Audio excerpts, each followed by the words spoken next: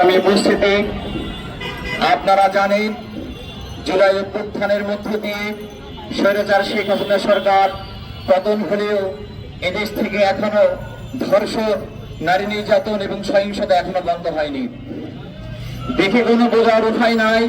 অবস্থা থেকে আমরা বলতে পারছি না যে আগামী 6 মাস আগে এদেশে কোনো অভ্যুত্থান সংঘটিত হয়েছে।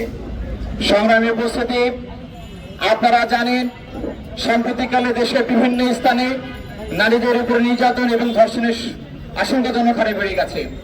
আপনারা দেখেছেন খুলনার বাটিয়াঘাটাতে, শেরপুরের বজনী অবকাশ কেন্দ্রে, ঢাকা থেকে রাজশাহীগামী বাসে 3 মাসের অন্তঃসত্ত্ব নারীকে ধর্ষণ করা হয়েছে।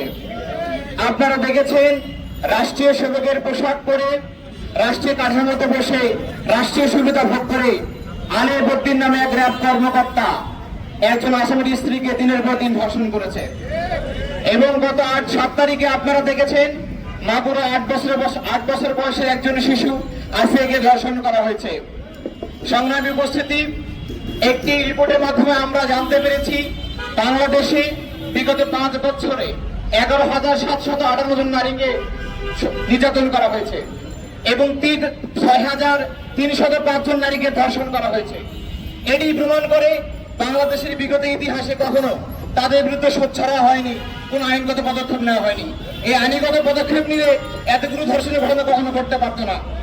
সংগ্রামী উপস্থিতি আপনারা জানেন এদেশের আর্থসামাজিক উন্নয়নে, পরিবার এবং সমাজ গঠনে, জ্ঞান বিজ্ঞান চর্চায় এবং জাতীয় সংকট নিরসনে নারীদের অনবদ্য ভূমিকা রয়েছে। আমরা দেখেছি জুলাই অভ্যুত্থানে নারীরা আমাদের সাথে সম্মুখ সারিতে লড়াই করে অসংখ্য শহীদ হয়েছেন। কিন্তু বর্তমানে আমরা দেখেছি নারীদেরকে বর্তমানে বন্যায়ন করা হয়েছে। নারী স্বাধীনতার নামে, নারীর মুক্তির নামে তাদেরকে বন্যায়ন করা হয়েছে। আমরা আরো লক্ষ্য করেছি আমাদের দেশে বিভিন্ন মিডিয়া জগতে, কর্পোরেট ইন্ডাস্ট্রিতে এবং আমাদের দেশে যে সমস্ত ফ্যাশন ইন্ডাস্ট্রি রয়েছে সেখানে নারীদেরকে মুনাফা ভোগের পণ্য হিসেবে ব্যবহার করা হচ্ছে। আমরা বলতে চাই, আমরা স্পষ্ট করে বলে দিতে চাই, শুধুমাত্র এই নামমাত্র আইনগত পদক্ষেপ দিয়ে এ ধরনের বৈষম্য বন্ধ করা হবে না।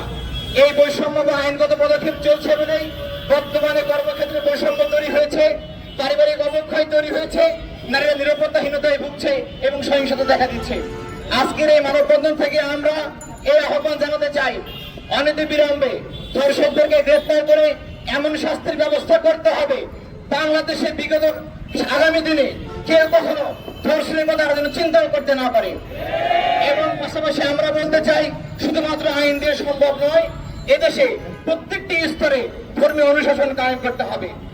আজকের এই মানববন্ধন থেকে আমরা এই দাবি জানাই, সরকারের মাধ্যমে সমাজের প্রতিটি স্তরে নারীদের প্রতি সম্মান, নিরাপত্তা এবং তাদের অধিকার নিশ্চিত করে আইনের অনুশাসন নিশ্চিত করার মাধ্যমে একটি ভারসাম্যপূর্ণ সমাজ ব্যবস্থা কায়েম হোক, এই প্রত্যাশা ব্যক্ত